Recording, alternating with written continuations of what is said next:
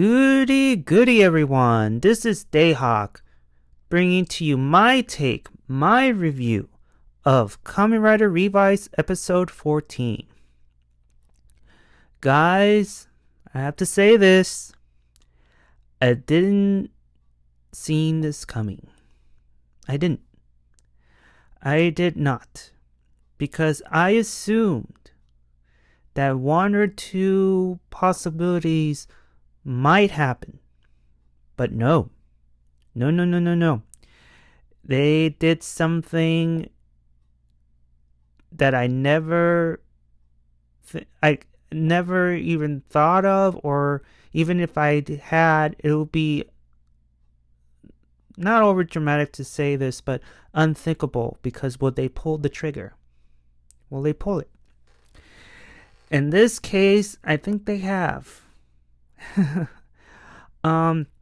This episode feels like a season finale, but I wish they could have had this episode for next week and end it right there, because we all know that sometime in 2 weeks' time is Christmas, and then will be New Year's after that. So I don't know if Kamen Rider will have a 1 or 2 week break because of it. I don't know.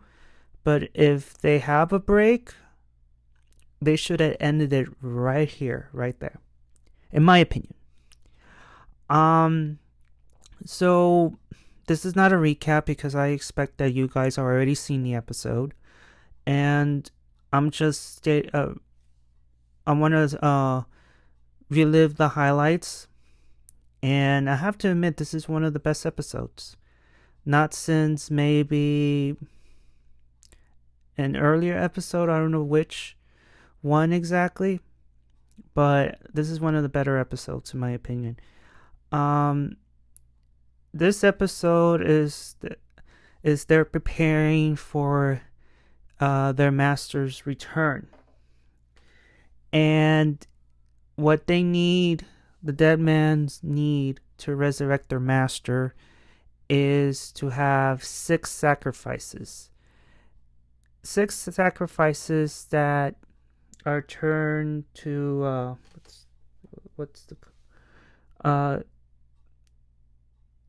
Gift X or Gift TX. Gift TX. It's a stage where it's surpasses phase 2 of the contract. So it's pretty much 6 minions becoming like Julio and Oteka. That's pretty much what it is. And they already have right now Oteka and Julio, that's 2. The crazy lawyer, Kiddo, and the crazy charismatic one from that other crazy man. I forgot his name. So they have at least 4 sacrifices so far. But then 2 more are named in this episode. So they're preparing for the master's return, and Angelica is pretty much, once he's resurrected, she's gonna marry him. And there's one scene in the episode where these 2 women were telling young Angelica that you're destined to become Gifu's wife. So it was all preordained since she was little, apparently. And then next, we head to Phoenix, or let's just face it, Phoenix is now down to George, Hiromi, and Daiji. They're pretty much Phoenix right there. Of course, you count their soldiers as well, but really, do they really count? Let's be honest here. Same way with the cops in Zero One. There, you have uh, those two. I forgot their names, but you know who I'm talking about with Valkyrie and Valken. Yeah, I forgot their names. I know. This is what happened. I'm getting old, guys. Come on, give me a break. And so they're talking about the commander being a traitor, and of course, poor Hiromi. I have to say, though, he is overdoing with this acting. He's overdoing it, but I get the idea where he is coming from as a character. So these three, George, Hiromi, and Daiji, are talking that the commander is the traitor. He's the one who let all the dead men in and let Kido escape, that sort of thing. And of course, Hiromi is not going to believe it because he idolizes the commander, as we learn later on in the episode. And then it's discovered that the room has been bugged, and you see the commander like overhearing their conversation. And we all know that the commander is the chameleon dead man. So the chameleon is listening. Leading to Sakura. She's going to school late. Let's see what else. And Ikki is doing his chores for the spa. And going back to the dead man's headquarters, Kido and the crazy charismatic one, they have unfinished business before they become the gift text. I think I can't pronounce the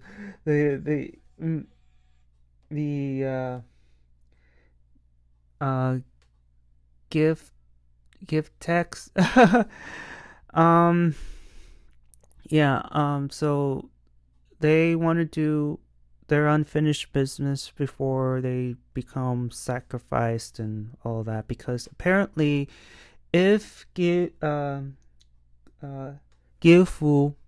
Gifu deems them unworthy of becoming their new foot soldiers, whatever, they end up being dead. So they figure, okay, well, if I'm being sacrificed, might as well deal with do some unfinished business before I leave this earth. That kind of thing. So it leads to the crazy charismatic one trying to hunt down Sakura, because she's the one who not only rescued her teacher, but foiling his plans. And then Kido wants revenge on Ikki just because of a lecture, and just calling him out, like, hard work pays off, but he's like, no, sometimes hard work does not pay off. So he wants Ikki to take back what he said. And so Ikki is doing the spa, and then it leads to Kaito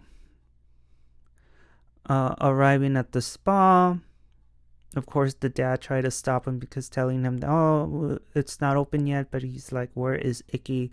And he went inside the spa where Ikki is cleaning. And guess what Ikki does? Instead of saying, what the hell are you doing here? He just goes after him, saying that you take off your damn shoes. I wish she would have said, take off these damn shoes. This is holy ground, you bitch. Of course, this is a kid's show, so it's not going to happen. But to me, I got this thing where if the spa is holy ground and you're not supposed to have shoes on this area, at least you could have said, this is holy ground, man. And I'm cleaning, so your shoes are dirty. But yeah, he ends up tackling him and just like making him take off his shoes before actually fighting for real. So I'm like, oh, this is too funny. But before that, Kiro's like, oh, I'm here to fight you, to take back your words. And then Ikki's like, take off your damn shoes. And then they were fighting over shoes. Meanwhile, the crazy, charismatic one finds Sakura's school and he is hunting Sakura down. He literally just yells on top of his lungs to the entire school, to the entire building. Mind you, this is outside. Sakura, where are you? I'm coming after you. And Sakura comes outside with her classmates and like, oh my god. And mind you, she brought the driver with her in her backpack, and she is trying to like, okay, how would I deal with this crazy man while, trying to hide the fact that I'm Kamen Rider Jeanne and transforming and all that. She wants to keep it a secret, but unfortunately it doesn't work because 3 of her friends are following her around, and it's like, Jesus Christ. But then again, Sakura is the only one who has karate under her belt. I know there's a pun there. So they're like, I think we're safer with her. We can't, but it doesn't make any sense because, let's face it. This crazy man is after Sakura, and yet these 3 girls are following the person that this crazy madman is going after. It doesn't make any sense. Mind you, it does not make any sense. Back to Phoenix. The fake commander is caught because he's trying to get the give full stamp that looks like a weird, corrupt version of the V stamp. And mind you, the Deadmans are after that stamp. So that's also part of the plan. Well, the whole reason why the Chameleon Deadman is there, because the main goal is to get that specific stamp. And so fake commander gets caught. George has the stamp, and all 3 of them confronts the commander. And poor Hiromi, he is crushed. Because like I said in the beginning, Hiromi is always looked up to the commander. And I don't know, I'm starting to like Hiromi a little bit. I'm not a fan of his rider form. Like I said, it needs to get a little bit of tweaking. But other than that, I'm starting to feel him as a character, because you get to know him that he was bullied when he was a kid, and after he joined Phoenix, he gained new confidence in himself. He became the hero he became a hero in the way that he wished that someone would have come in and defended him. He was a child when he was bullied. Now he could defend others. And Phoenix is pretty much his life. And then after learning that the commander was the traitor all along, he gets all upset, and the commander, the fake commander, approaches him like, go ahead, shoot me, go ahead. If you don't trust me, shoot me. And he's all yelling and screaming, which cuts into a different scene. And I mean, I get what they're trying to do with him. I really do. But I feel like he's overacting, if that's the right word. Like, you're doing way too much, Hiromi. You're just doing too much. I get your pain. I know you're trying to do that, but I feel like you're a little bit over the top. But that's just my opinion. And it ends up he doesn't shoot the commander, but he ends up becoming a hostage, and that's where the shocker comes in. Because remember, in the last review I did, I hypothesized two things. One, the commander is the chameleon dead man. He is. They're one and the same. That's one theory that I said. The second theory was that he was replaced by the chameleon dead man, and the real commander is either locked up or on vacation. Either way, the real commander is missing. The twist here is that the real commander has long been dead since episode 1.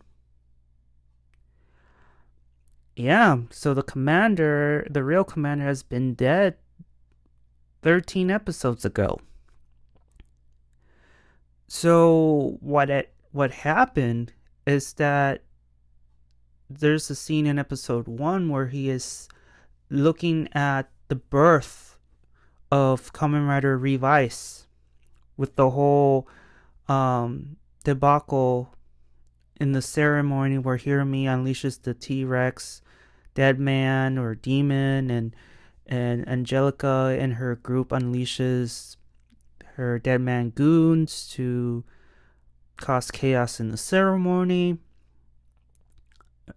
Ikki becomes Kamen Rider Revice, and that's where the chameleon dead man appears out of nowhere, ends up beating him up, and decides to not only disguise as the commander, but kills the real commander. So he kills the commander right there and then, and he's been the chameleon has been the commander in disguise for 13 episodes. And believe me, I never saw that coming. Even if I had, I don't think they would have pulled it off, in my opinion. But that's a nice twist right there. I'm impressed. And then once that's all revealed, George decided to surrender the stamp, and the chameleon just goes away. He just escapes. And Hiromi, and more so Hiromi than Daiji, but they're pretty much upset and sad. Well, devastated is the right word, because their commander is dead. Man. Yeah, so going back to Ikki, and Kiddo, he gets a new V stamp, the saber-tooth tiger V stamp, and they battle him out, and And it's all due to the fact that Kiro doesn't like Ikki based on what Ikki told him about hard work pays off. He wants Ikki to take back his words, and also took a couple of digs to his character. Kiddo is phase 2 saber-tooth tiger dead demon, and he talks about how Ikki has no empathy, and let me see if I can remember what he said. Empathy isn't your greatest suit. You stick your nose in to help people because it sedates you. Never mind the trail of losers and victims you leave. You're the biggest egotist. And I have to say this. I may be the only person who feels this way, but Ikki has been rubbing me the wrong way since the beginning. I believe it started with the whole him becoming a Kamen Rider, and just I feel like he's responsible for Kagero's emergence, because Kagero points out that it's because of you, who, being like the spotlight, and you took away Daiji's dream, and that's where I come in and take over, and everything is your fault.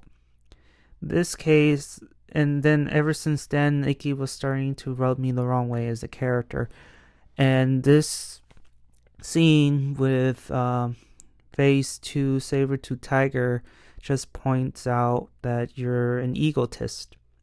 Even Vice just comes in. It's like, oh my god, you're just being lectured to. Oh man, yeah, and that kind of Ikki kind of gets stunned by it, and just like, oh my god, am I that way, But luckily, Vice just snaps him out of it and just said, this is just who I am. And then ends up defeating Kaito. And then Oteka comes in and takes him away before, getting rescued and taking his V-Step away. And then leading back to the school, crazy charismatic one ends up finding Sakura at the gym, and the girls are still hovering over her, so she can't really transform in secret. And prior to this, I think the entire school, or her entire class, likes Kamen Rider Jeanne and wants to know who the hell she is, and Sakura's like, yeah, she's cool, and the typical, oh my god, if you only knew. And so it happened. She had no choice because the monster was trying to attack her friends, and she drew the first punch, and just punches him in the gut. And then she ends up transforming in front of her friends. And her friend's like, oh my god, are you John? Yeah, I know. I know. And the crazy one tries to unleash his monster, but Julio jumps in and he's like, no, screw you. You're going to do this yourself. And ends up forcing him into phase 2, and And the charismatic one is like, wait a minute, what the hell? Like, oh, and then casting. He ends up casting blame on Sakura for the whole contract thing. You made me into a monster, and Sakura's like, "You did that to yourself, man." And believe it or not, Julio was there, and he's like agreeing to Sakura, like, "Yeah, he did this to himself." Julio does not like him at all, and I don't blame him. I do not blame him at all. And after the ass whooping, uh, he ends up escaping with Julio. And then it leads to this scene where Ikki goes in Phoenix, if I remember correctly, and he sees poor Hiromi still wailing after what he have learned. Daiji is still in shock, and George is just sitting there, um, just, just, can you blame them? Now they're leaderless, so I don't know how Phoenix is gonna operate and who's gonna be the new leader. Um, like, write in the comments below. Do you think that now that the real commander is dead, who's gonna be the next in line to lead Phoenix? Will it be George? I doubt it. Daiji? No, he has too much on his plate. And Hiromi? I don't think so either, because those two are the riders and should be in the front lines against the enemy. George is nothing more than a scientist and a leader. So is there going to be a new character replacing being the new commander, or it's going to be up to Daiji and Hiromi to lead Phoenix? I don't know.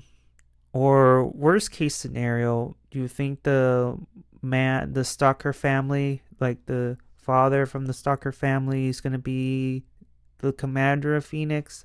That's like a wild idea right there, but I never thought in a million years that they kill off the commander so quickly. That's just my opinion. I don't know. Um, and then it leads to the end where another shocker comes into play. Um,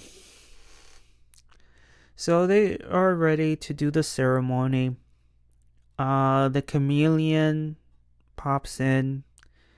Keto, it looks like he's recovered, and the crazy one, yeah, he's okay too. So all three of them approaches the it's supposed to be the body of Gifu, Master Gifu. So they end up going in front of him. He does his magic, and apparently all three of them pass with flying colors, so nobody gets killed. So they got now Julio, Oteka, crazy charismatic guy, the chameleon, and of course you have Keto. So they have 5 out of 6 sacrifices. Now they need the final one. And Angelica wants it to be Sakura. And Azteca was like, no, I have somebody else to be our 6. And then it's later to be revealed that it is Angelica is to be the 6th sacrifice.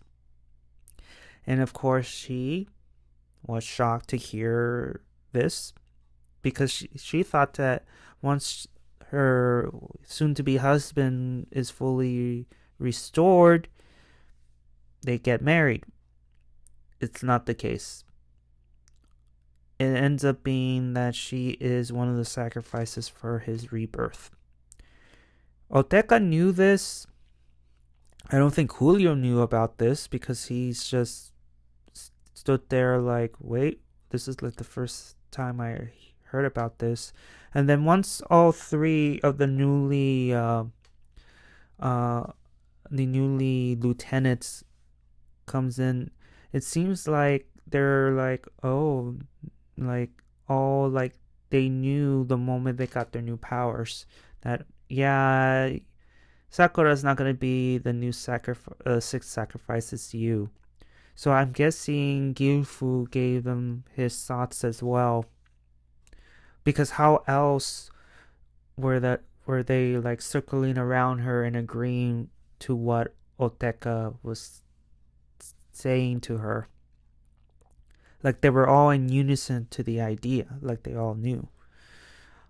So yeah, I mean that's the end of the episode, guys. I liked this episode a lot. A lot of shockers. Um Angelica not being the wife, only to be the sixth sacrifice, and the commander being dead after 13 episodes. It's ooh, and there's no new V stamps, and I kind of wonder what's gonna happen in the mid-season finale, because in the previews for the next episode they infiltrate the base. I don't know how. I believe it's just too soon to infiltrate the base, because because when you've been watching a lot of Sentai and Power Rangers, the only time the Rangers can infiltrate the base as the villain's base is usually when it's like the season finale of a show. Because I've seen it multiple times where heroes infiltrate their enemy's base and they end up destroying it, or they're kidnapped by them, which does happen sometimes, especially in Power Rangers. But in this case, they infiltrate the base. I wonder why exactly. And I wonder now with Angelica discovering that no, you're not gonna be the wife, but a sacrifice. I kind of wonder if she is going to join the good guys or not, because there's some people in the chat on social media, saying that maybe Sakura is going to help Angelica and find a way for her to become one of the good guys and maybe become a writer. I don't know. It could happen, but it's too soon, and a lot of things may happen and can happen. So far, I mean, story wise is pretty good. The only thing that I have an issue with is just the whole Kagero's thing, because me personally, I would have preferred him be in control for another couple of episodes before Daiji can fully be back in his own body. That's just me. But it looks like they're gonna pull the whole Yami Bakura type of thing where Kagero can pop up every now and then and cause havoc. And I still think that towards the end of the show, that Kagero either ends up somehow, some way die, or Daiji and Kagero will have an agreement and have an equal partnership, just like Yami Yuki and Little Yugi, or Atem and Yugi have this partnership where they can work together. In terms of Ikki and the whole disappearing thing, there is an interesting theory that I wanted to give to you guys about the sixth sacrifice. It could be Ikki. Ikki could be the sixth sacrifice. And maybe he ends up becoming Gifu in some way, because you see him in the opening credits that he is wearing a suit and he's being evil, and people assume it was Vice taking control, but he's not evil, he's just an annoying demon. But I get the feeling that maybe Gifu will find a way to jump inside his body and become him for the moment. I don't know. But it'll be very interesting if the sixth sacrifice is going to be Ikki. Who knows? But they have their five, so obviously Angelica will not be their sixth because she's going to be rescued. But it's going to be interesting, and it's heading into their 15th episode. So things are getting intense. And I wonder now who's going to be the final villain, the final boss. I still think some part of me is going to be George, but I don't know. I'm getting chameleon vibes that the chameleon might be the final boss. But of course, you might say no. I don't think so. It's going to be Gifu in some shape or form. Maybe. But then I assumed it was the White Wizard from Kamen Rider Wizard to be the final boss, but it ends up being Sora, which is, to me, in my opinion, was a total letdown. But I don't want to I don't want to rant about Wizard. I don't. It's not a bad show. I still think Ghost has that title still, but I don't want to. Yeah, this is. Stick it to Vice. Stick it to Vice. Alright, guys. Thank you for sticking around. Did I miss anything? If I did, feel free to write in the comments down below. Tell me, if you've seen the episode, what do you think of it? Did you like it? Did you hate it? Again, did I miss anything that I forgot to put in? What's your theory about Ikki being the sixth sacrifice? What's your theory about who's going to be the next commander? Did you like the whole bait and switch? That the commander, the real one, died in the first episode? What do you guys think? I'm curious. Alright then, guys. Take care. And I'll see you all on the other side of Oblivion. Jeanne!